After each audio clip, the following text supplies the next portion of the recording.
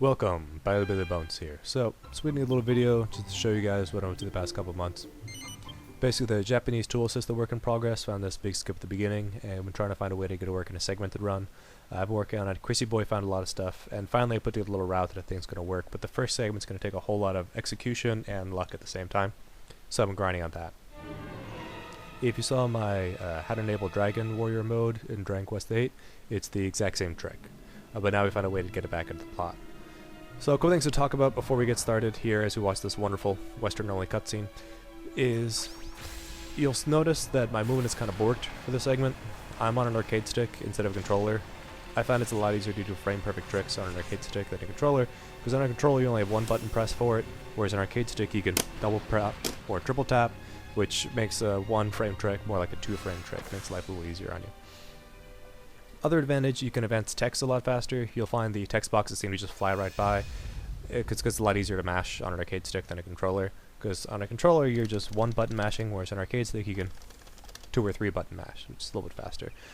And as you talked about before, the fastest way to advance text is to mash on triangle and hold forward to advance the text. Now, the downside is movement is very difficult on an arcade stick for games that are not designed for an arcade stick, like this one.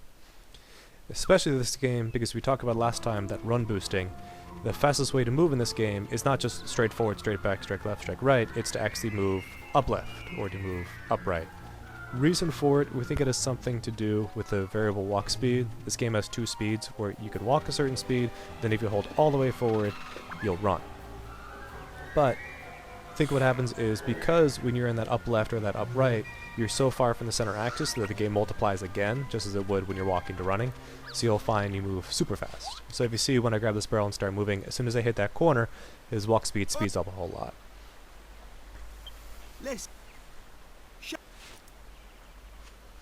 So what I'm going for here, I'm going to be grabbing this barrel, walking up and trying to cross that bridge without Yang is yelling at me and calling me back.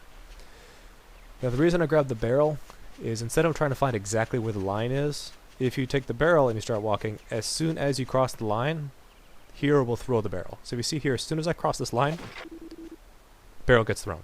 Now in that case I missed the window. There's a very small window as you're throwing the barrel before Yangis's text box appears. So here is the one time I actually pull it off, so let it play, you can just listen to me pulling it off, and then I'll show it in slow speed right after this.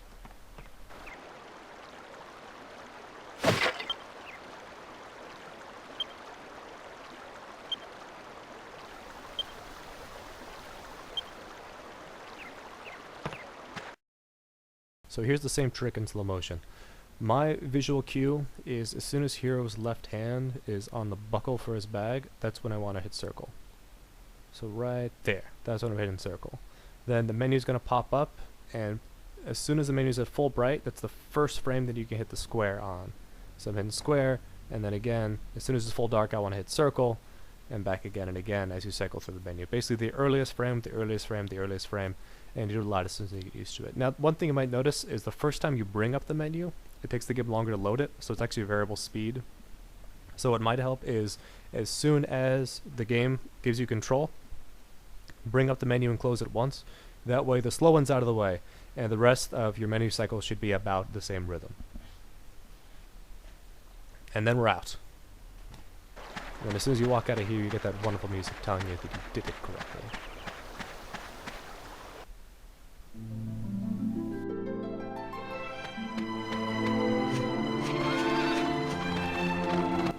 So the goal right now is to die as fast as possible.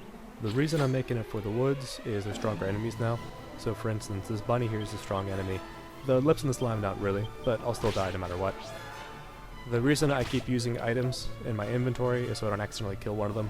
That way there's as many enemy actions as possible and I can die quickly. Once I'm in February, you'll notice I'm grabbing defensive items and healing items. The reason for that is there's going to be a lot of encounters between where we are now and where we need to go, and we can't die.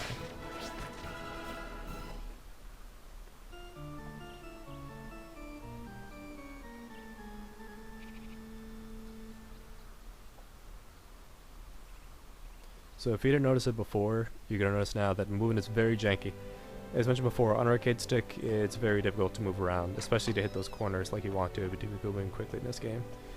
Now, luckily you can move the camera on an arcade stick, if you press the left button and right button, it'll actually move the camera in those directions.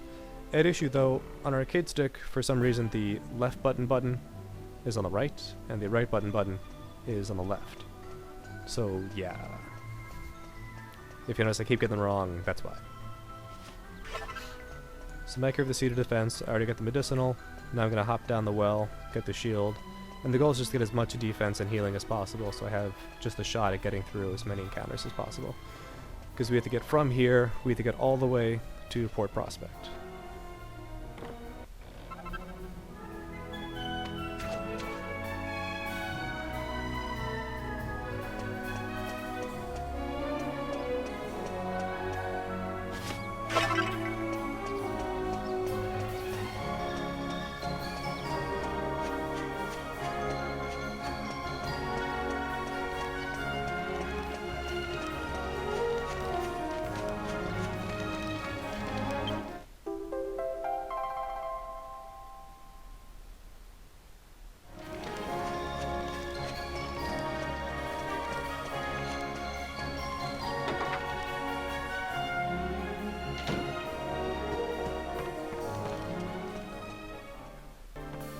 So the most important thing in the entire city is right here in this chest. That's the wing. That's the only way to get out of the city right now. Now the bad news is there's only one in the entire city, so you only have one shot right now. You have to get all the way to the port on this one wing. So now we're gonna use the seat of defense. We're gonna equip the shield, so we're gonna have as much defense as we can at this point in the game as level 1.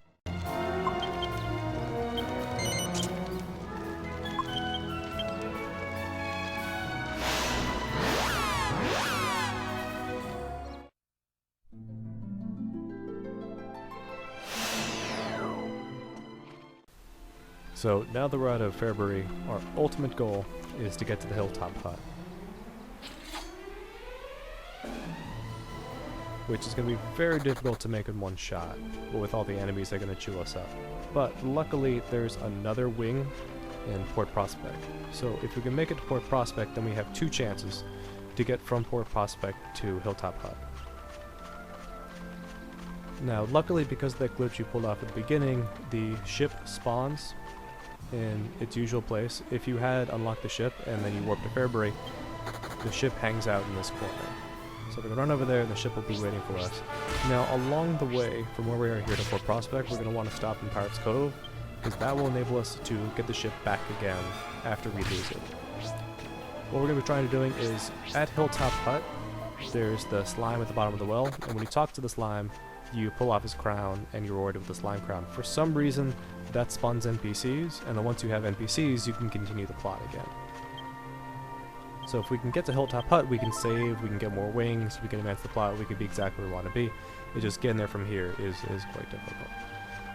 But luckily, Port Prospect is as far as we need to go, and then we have 2 shots to get from Port Prospect to Hilltop Hut before it's GGPO.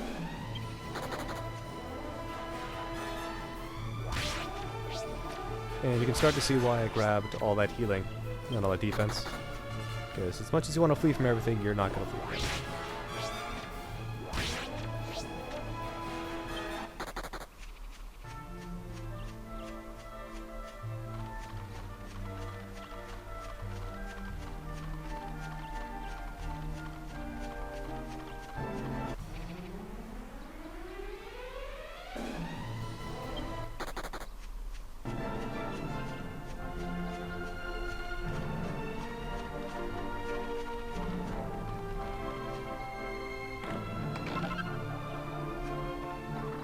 So, most runs, once I pull off the glitch, normally get about here.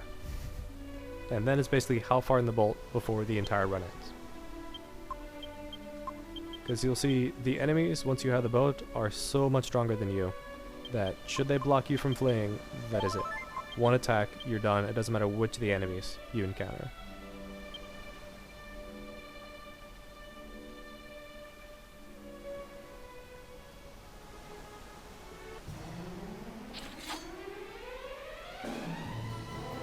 You can see, you basically need to perfectly flee from about 4 of these, and then you're Port Prospect, and you have to get from Port Prospect to Hilltop Hut. But good luck, because if you are prevented from fleeing, that happens. So wish me luck.